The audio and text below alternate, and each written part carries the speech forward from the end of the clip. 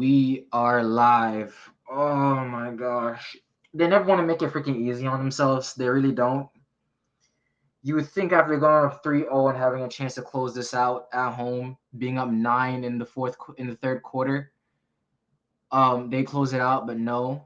You think the next game in Boston Garden, you try to at least, keep the game close, at least give Boston a little scare there. They don't want to keep it close then. They got blown out. You think they want to end this in game 6, so they tried to. Even with Jimmy and Bam playing like dog shit, they tried to. And at the end of the day, you lose in a freaking game winner, which you think would be gut wrenching. And to come in today and do this to these Celtics, it's a testament to not only just how locked in and crazy good this team is, but it's overall just a testament to just the next man up mentality, and just you can get it from anybody from this team.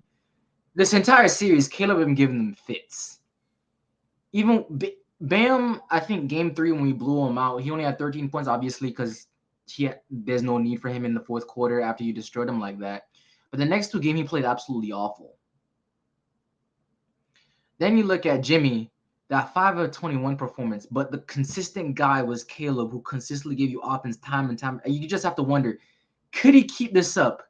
Could he keep doing this time and time again? Tonight, 26 points, 10 rebounds, 11 of 16 shooting, 4 of 6 from 3. Every single time you needed a bucket, he was there. But even though I think Caleb probably should have gotten the award. Jimmy, 12 of 28 tonight, but timely buckets time and time again when you needed it from him. And today is another bad Bam game, and he almost had a freaking triple-double. Like, I don't know what else to say. Should Caleb Martin have actually won the Yes. Eastern Conference Larry Bird Award? I mean, my man shot. First off, you remind me he make the finals, and the first thing you say is, they should have made it this hard. What else do you expect from a team that damn near had their season ended by the Chicago Bulls in the playing tournament? But Caleb Martin in this series shoots 22 of 45 from three-point range, and then 53 of 88 from the field, while averaging almost 20 points per game. And as you said, was consistently the Heat's best player. I mean, what Jaylen Brown is supposed to be, the guy that's about to be paid $300 million this offseason as a 35% Supermax player, that's what that's what Caleb Martin was throughout this entire series. And probably the best contract in the NBA, given you've got him for 2 more years at $7 million. 3 years on God. I think Jaylen Brown this series, 127 points, 127 shots. Caleb, 124 and 82 shots this series. That that level of efficiency, and again, his ability to hit open shots from 3, and then when teams start to overcommit, attacking closeouts, recognizing where his defenders coming, be able to finish at the rim consistently. And today hitting mid-range jumper after mid-range jumper. He put the LeBron going under the rim, turn around on the other side of the basket, fade away into his bag for some reason.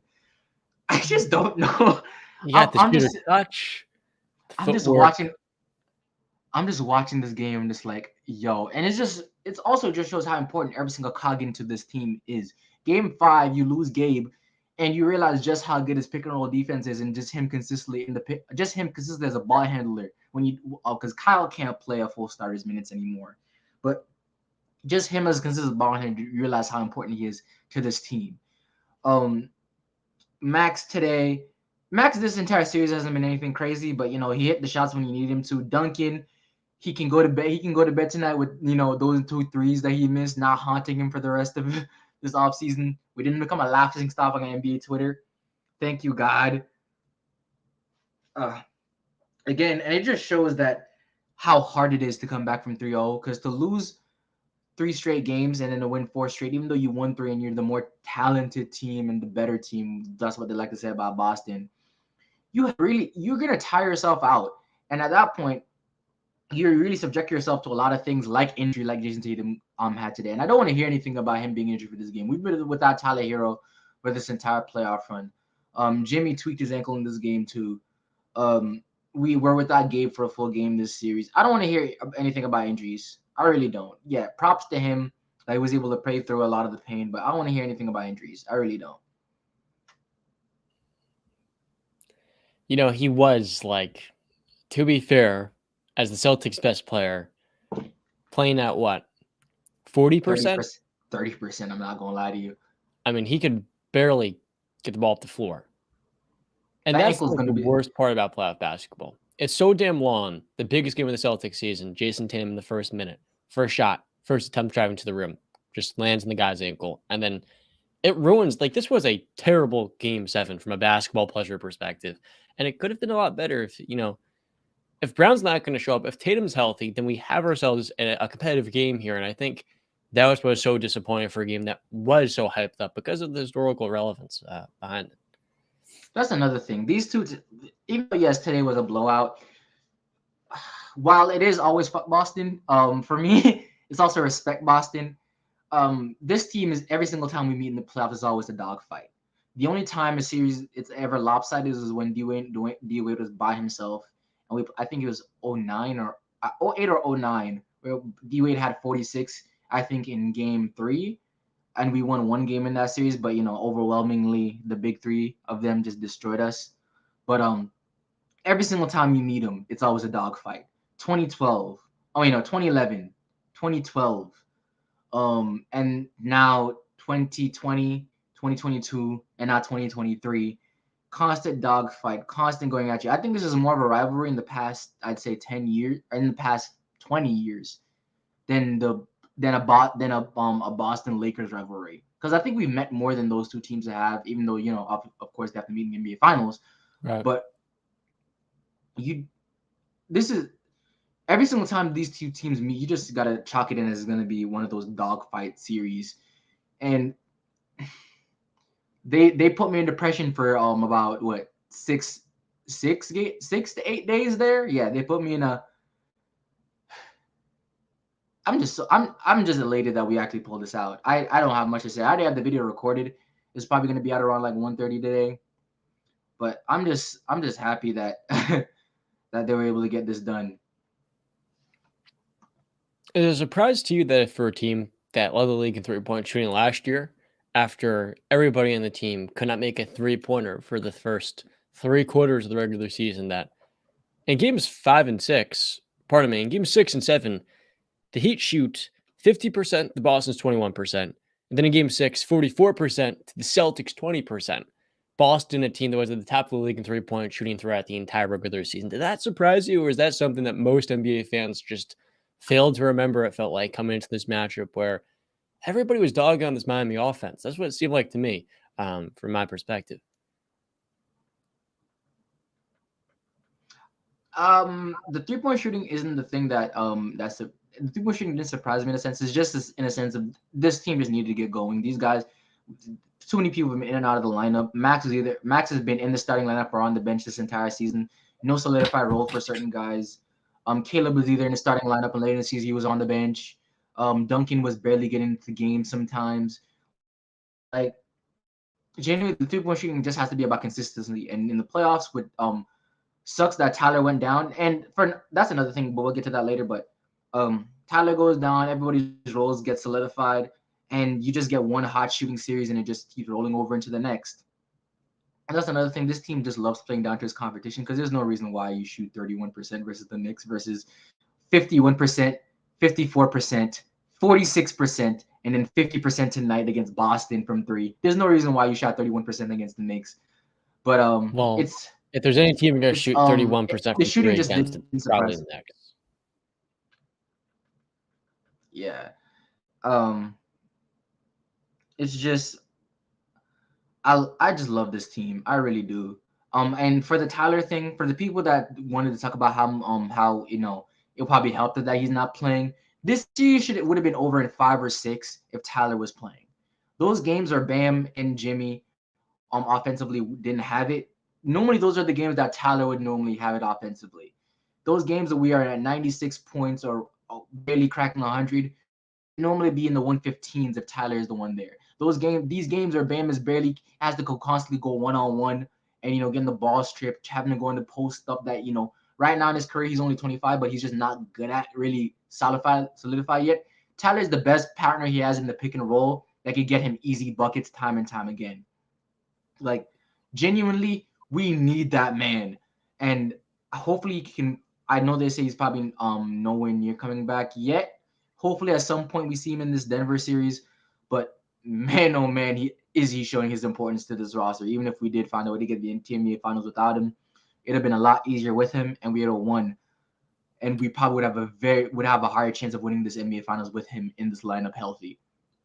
And on the flip side, because of how well Duncan Robinson played throughout this postseason, especially in the bigger moments of the series, I do feel like you didn't need Tyler as much because defensively, now you've got two guys on the floor that are both going to be exposed. And I think for Miami, to be honest with you, while you do need that offense, your identity as a group is defense. And losing Hero, you strengthen that foundation where you're harder to attack. There are moments where there wasn't a guy you can really go at, like a Max Strus, right? So in some ways, I do think losing Tyler Hero did help them spark this run because the more stops you get, the more opportunities they're going to get in transition. And that is where they really got into that Milwaukee Bucks head and pulled off the impossible. That's very true. Also, yeah, in a couple of those games where Jimmy did go absolutely freaking bananas against Milwaukee, those are games where Tyler probably would have taken a couple of those shots away from him. Um, uh, it's easy to go and think hindsight's 2020, yada yada yada. And yes, defensively we can all Tyler this season. I would say if anybody that's watching consistently, gotten a lot better in the defensive end from his first season to his second season to his third season to now. He's definitely a little bit better in the pick and roll. And I don't think he would have been as much this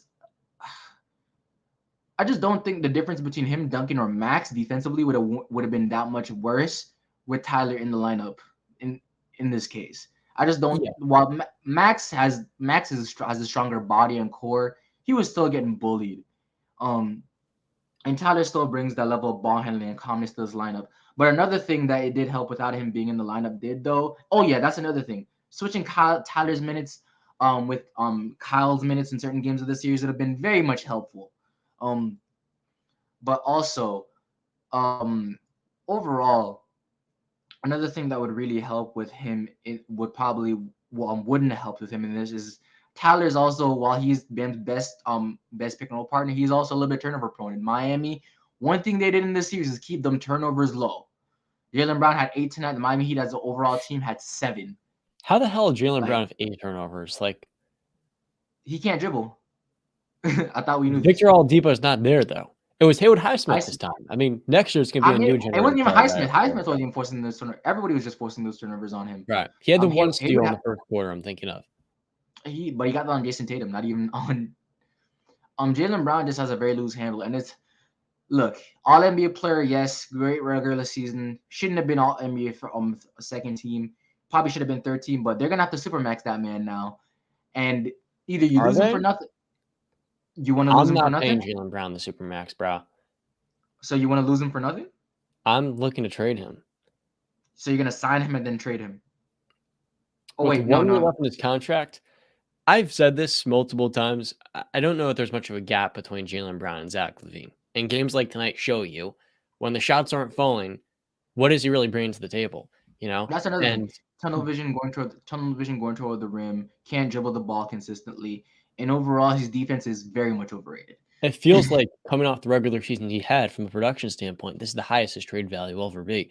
But at the same time, committing 70% of your payroll to 2 stars today is just not the way to go because what Brown and Tatum, due to his injury tonight, which is reasonable to use as an excuse, more of a reason, showed you is, hey, look, this Boston team is going to need a deeper bench. And I think paying 2 superstars is going to make them too top heavy. It's really going to come into play with the new CPI. Very much so. I definitely do think you can look to trade him. You can look to trade him, but there's a lot of teams in this league that if they're very smart, they wait this one out. Right now, people have been talking about how rocky the relationship between him and the front office in Boston is. You're gonna have to give up the farm to Boston to probably get him. Right now, you wait it out. You see how the next season plays out. You see if they want to extend him or not. If they don't, you realize that he's probably gone for nothing. Because they can't trade him anymore. You probably try to sign him in free agency instead of giving up the farm to try and get him. Right now, I don't think there's a team that's dumb enough to try to offer Boston the farm to get a rental of Jaylen Brown, especially if he doesn't want to stay in a certain place and he can just leave. You know, I think your number 2, though, needs to be a high-level playmaker, and Jaylen Brown's a bad playmaker. That's why I think What if you traded Jaylen Brown for Bradley Beal and Denny Avila? At face value, people are going to go, Jaylen Brown's better than Bradley, but Beal is a high-level playmaker, and he's also going to give all the same things Brown does in both ends of the floor. But then Denny is that glue guy. You're still going to have the issue of your team's going to be top-heavy, but at least now you're getting a more well-rounded number two with a pretty good wing to come off your bench. That's where Yeah. I think the Also, real I issue think here is passing. Bradley Beal has had experience of being that number two, that guy that knows when to step. I don't. The thing with Jaylen Brown and Jason Tatum is that they're so redundant as a duo in the fact that Exactly. they don't know how to play off each other. It's just always like my turn or his turn type of thing.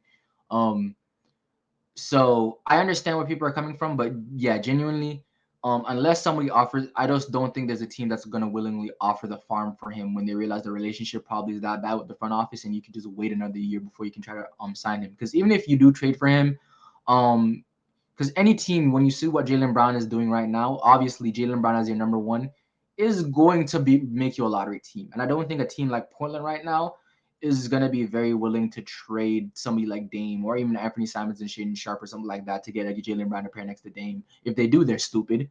But then again, Portland is stupid. So, you see what happens there. But I just don't think any team, if you're smart, you'd wait this one out. You don't offer the farm and you let Boston cause their own destruction. You put yourself in your position. You should have traded him for Kevin Durant, but you didn't.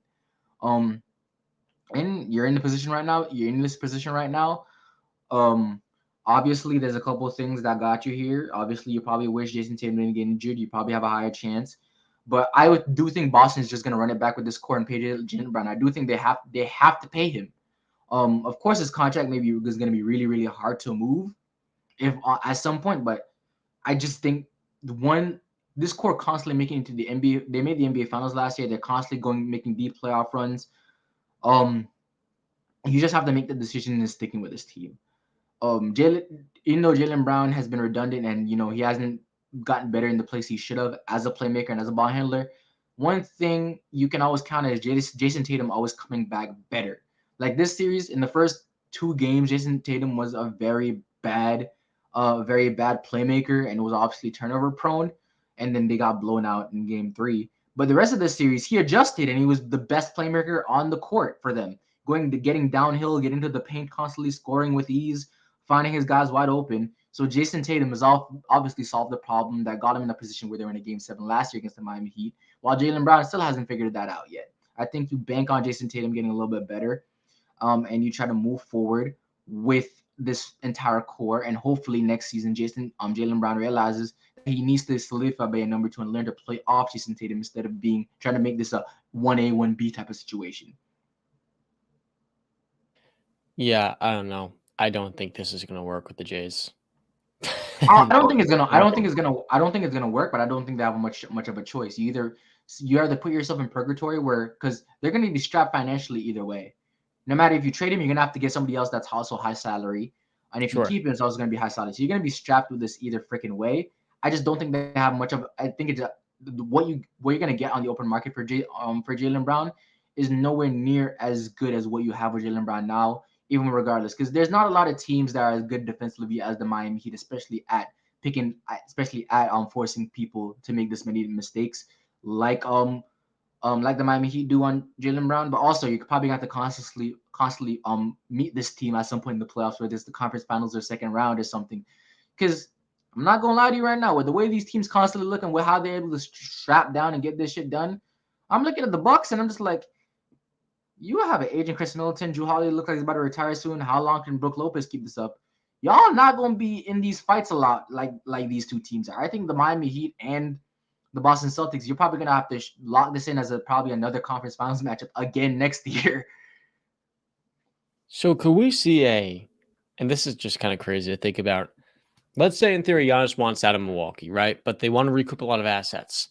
A Jaylen Brown plus Derek White trade for Giannis. Just in the theory of it is That's not Giannis enough. in a year, one off season from now is like, look, I want to go to a team that's going to put me in better contention to win a championship. And then for the Celtics, they get Giannis while flipping Brown. I don't think that happens right now because right now the Bucks are doing everything for Giannis. I'm pretty sure right now they wanted to hire Nick Nurse, but they hired Griffin because that was a Giannis pick. Giannis wanted that. They keep it in house. Giannis loved Darvin Ham, and Darvin Ham left. Um, and that probably wasn't the best look for them. So they gave him exactly what he wanted. They gave him the coach that he wanted. I'm pretty sure Giannis loves Milwaukee. He already has the championship there.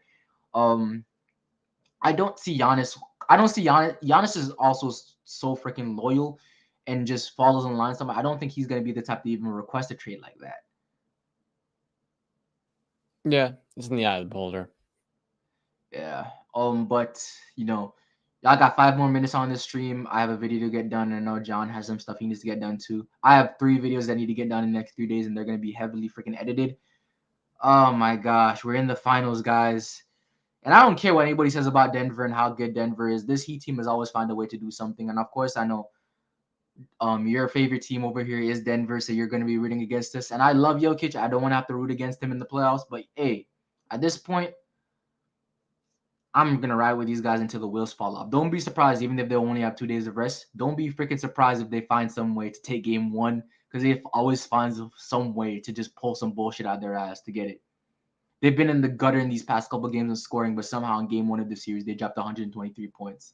It's going to be interesting. I think Aaron Gordon's the best matchup for Jimmy Butler. We've seen him all postseason go from guarding Anthony Edwards to deep book. Most recently, it's LeBron, Anthony Davis at times. I think the key is that you're going to have AG with 10 days of rest, Jimmy Butler off too. So then you've also got Bruce Brown coming off the bench, Michael Porter Jr. cracking the long ball. I think this Denver team is more than prepared for you guys, and it's going to be a fun finals. I'm looking forward to. The thing with Jimmy is that he's never had a problem getting past the first defender, no matter who it is. The problem, but is also going to be also heavy pick and roll. Like, say what you want about Jokic, people talking about put him in the pick and roll. He's a pretty good pick and roll defender in Denver's scheme. But I do think the semi drop they played, that mid range jumper is going to be constantly open, and that's in Jimmy's wheelhouse. So it depends on very much what they want to do. I don't think that drop off the bam is going to be open in the mid range area anymore, because Jokic does play the passing lane very well as a center too. So I think the key is Jimmy's probably the first thing he's probably gonna do is try to go at Aaron Gordon, get him in foul trouble. Because the very next defender, no matter if it's Bruce Brown or KCP or Jamal Murray, none of them can guard Jimmy consistently other than Christian AG. Brown. Yeah. You sure you want to give him Watch what you say. I know. Look, I've watched about 30 Denver games this season. I understand how good they are and how deep they are as a team. I just don't think that he's a guy you throw in the fire like this against this Heat team. Very much. I do think the Heat have multiple defenders that you can throw at Jamal Murray to at least try to slow him down a little bit. The X factor is going to be here is, can Bam go at Jokic and make Jokic play defense, because boy, the offense for him is the scoring for him offensively as a passer and as a connector, he's been great. But as a scorer, it's been a hard struggle for him the past couple of games. Can he go at Jokic, and can he make Jokic defend and tire him out on that end? And on the other hand, can he defend Jokic well enough to at least can he defend Jokic like the way Gobert did and make Jokic a 48% guy instead of a 56% guy? Which is, maybe still they should feed Bam more in the post, because that was working real well versus Boston. Shush. Hell no. More Bam post ups, please. No more Bam post ups. I'm sorry. And another thing is they're gonna pick and roll Jamal Murray. They're gonna pick and roll Jamal Murray a lot and Jimmy Butler. Jimmy's gonna want that matchup. They're gonna force Jamal Murray to defend. So it's gonna be. I think a lot of people are talking about this series is probably over in 5. It's gonna be a chess match. I think this series goes to 6, maybe even 7. But I'm gonna still roll my guys until the end of it. But thank y'all for coming in. We got 15 people in here, which is really nice. We got a nice NBA Finals to watch, and thank God they're able to get this one done. Because boy, I would not have been able to take it if we blew a 3-0 lead. You would not see me in NBA Twitter. I would deactivate my account. Yeah, I would too. No, I wouldn't, but appreciate you having me on. No problem, man. And with that being said, the video is gonna be out in probably it's 11:40, probably about 1:30. The editing is not gonna take too long. I already have the highlights done. All I have to do is chop it up, add a couple of edits here and there. It's not gonna be anything crazy. But tomorrow, I'm gonna be editing throughout the night, because I will need to get that Miami versus Boston series in the entirety. It would have been a lot easier if it was only 4 or 5 games. Now I have to do a whole 7 games worth of this, so it's probably gonna be about a 15-minute video. So look out for that coming also tomorrow. But This has been FOB. I'm out.